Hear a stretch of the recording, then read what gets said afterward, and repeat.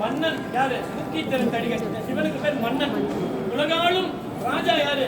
இதுதான். இந்த ராஜா வந்து மன்னன் சொல்றார்.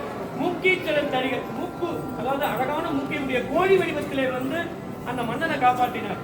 அந்த மன்னன் இவரு. காப்பாற்றப்பட்டவர் சோழராஜா, அவரும் மன்னன்.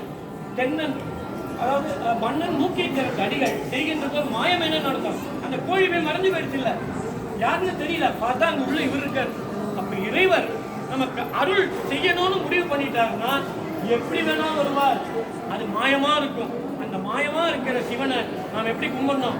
உள்ள வச்சு உள்ளத்து உள்கி உகந்து அவருக்கு நாம வழிபாடு செய்யணும். கையால் தொழுது தலை சாய்த்து உள்ளம் கசிவார்கள் மெய்யார் குறையும் துயரும் தீர்க்கும் விமலன் இந்த ஈசன் என்று சொல்லி இந்த இடத்திலே எல்லோருக்கும் ஈசன் பிரமாதமாக ஒரே பெற்றியாய் தூயதாய் விகாரமின்றி சச்சிதானந்த சைதன்ய பிடமாக தோன்றி 5 வண்ணங்களிலே நாம் எல்லோருக்கும் அருள் புரிவாராக.